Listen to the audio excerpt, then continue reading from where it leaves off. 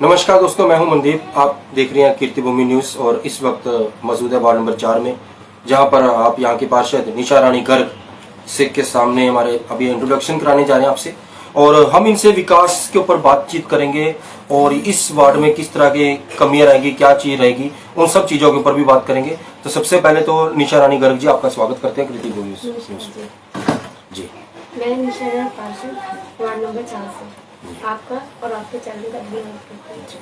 ऐसे तो मेरा प्यार शुरू से ही रहा है और सभी से रहा है, लेकिन कई बार ऐसा होता है, मैंने एक कुछ समस्या देखी थी हमारे आसपास, जिस तरह कुछ मध्यम परिवार के लोग भी रहते हैं जी जी। जब वो कहीं साइन कराने के लिए जाते थे ना, तो उनको बहुत परेशानी उठानी पड़ती थी जी, बहुत ज्यादा। कुछ लोग तो अनाप शनाप भी बोल दिया करते थे, कुछ लोग कास्ट रीजन पे भी ले जाया करते थे जी जी। तो मुझे थोड़ा सा ऐसा हुआ कि नहीं, ऐसा होना नहीं चाहिए। फिर मेरे हस्बैंड है, उनका एक शौक है जी, उन्होंने बचपन से इसी काम में अपना टाइम लगाया। वो फिर उन्होंने कहा, उनको भी ऐसा लगा भी हमें भी आगे आना चाहिए, भी हम भी एक मध्यम परिवार से हैं और मध्यम परिवार का सहारा भी बनना चाहिए। तो शायद इसलिए पब्लिक मुझे चाहती है और वो मुझे मेरे जैसी लगती है, वो मेरे साथ बैठ सकती है, उठ सकती है। देखिए, ये तो खुद संस्कार है जी जी। अगर हम किसी को प्यार देंगे तो प्यार मिलेगा। और आप कहते हो परिवार समझते हैं, समझते नहीं है, परिवार है जी। और हम सीखते यही आए हैं। मैं जहाँ पर हूँ, मेरे पति हैं या मेरे घर के और भी सभी सदस्य हैं, सबने हमें बाखूबी शुरू दिन से यही सिखाया है, भी परिवार है, मिलजुल के रहना चाहिए, पास है, पड़ोस है, एक दूसरे का सहारा बनना चाहिए। सबसे पहले तो मैं एक बात बताना चाहूंगी, एमसी के काम क्या होते हैं। एमसी के काम वही होते हैं, किसी का सुख दुख साझा करना, वो मैंने बखूबी 5 साल किया। कोई मेरे घर आया साइन के लिए, उसके साइन उसको बिना चक्कर कटाए हुए, किसी बुजुर्ग का, छोटे भाई का आदर मान सम्मान प्रेम पूर्वक हुआ। और कहीं पर भी अगर ऐसा लगा कि भी मुझे जाना चाहिए या मुझे बुलाया गया, तो मैं उनकी एक आवाज में उनके साथ खड़ी रही। जब मेरा परिवार है, परिवार में कोई भी काम हो उसको करने में शर्म नहीं आनी चाहिए। तो ऐसे तो भावना मेरे मन में है ही नहीं। और एक सबसे बड़ी प्रेरणा मुझे ये मिली, जब मैं एमसी बनी थी तो एक वर्करों की हड़ताल हुई थी जी।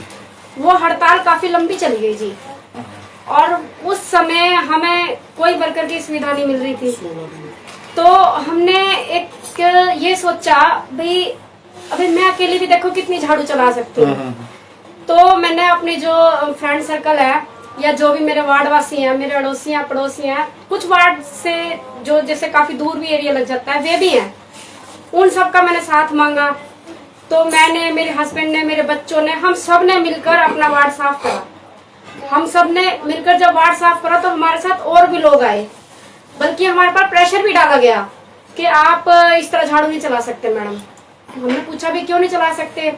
उन्होंने ये बोला, जो धरने में बैठे हुए थे, कि भाई अभी आप ना इस तरह का काम नहीं कर सकते, क्योंकि हम ड्यूटी पे नहीं है, हम अपने हक के लिए लड़ाई उठा रहे हैं। फिर भी हमने उनका सहयोग मांग करके, उनके साथ करके अपने वार्ड को गंदा न हो करके, उन लोगों ने हमारा साथ भी दिया जी। हम बात करें अब प्रधानमंत्री आवास योजना के तहत आपके वार्ड में कितने लोगों को उसका लाभ मिला है, कितने लोग उससे वंचित रह गए हैं? देखिए, मेरे वार्ड में 3 लोगों को तो मिल चुका है, 3 घर बन भी चुके हैं, और कुछ ऐसे हैं जिनके पास डॉक्यूमेंट्स नहीं है जी, और वो डॉक्यूमेंट्स अवेलेबल नहीं करा पाए हैं, जिस वजह से वो इस स्कीम से वंचित रह गए। अच्छा, बात करें बेटी बचाओ बेटी पढ़ाओ की, इसके ऊपर कितना काम हुआ है आपके वार्ड में?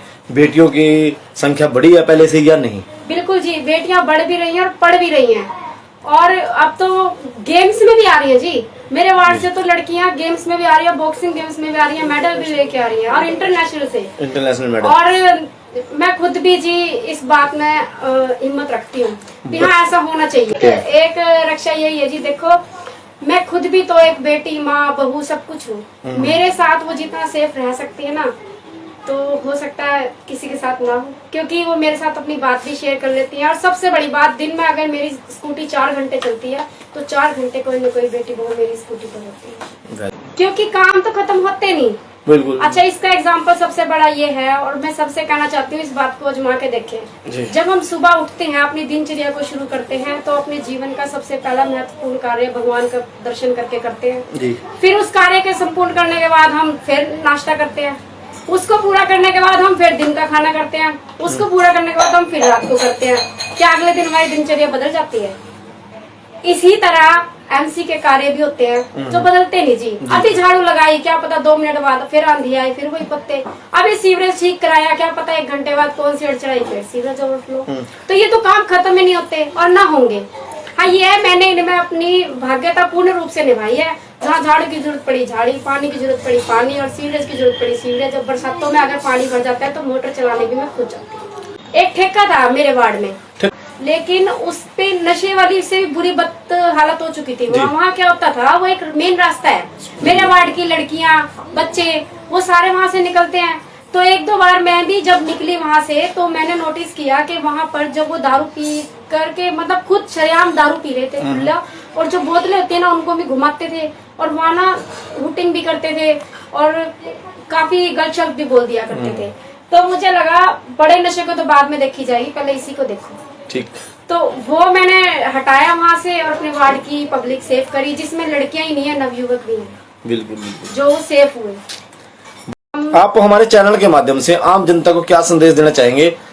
देखिए, तैयारी तो मैं 5 साल से ही कर रही हूँ, क्योंकि तैयारी तो जब करनी पड़ती है ना, जब मैं वार्ड के सुख दुख से वंचित होती हूँ। मुझे वार्ड का सुख दुख सारा पता है, इसलिए मेरी तैयारी तो 5 साल से चली रही है। और जो मुझे 5 साल पहले वार्ड ने पगड़ी पहनाई थी, मैंने उसको बेदाग रखा है।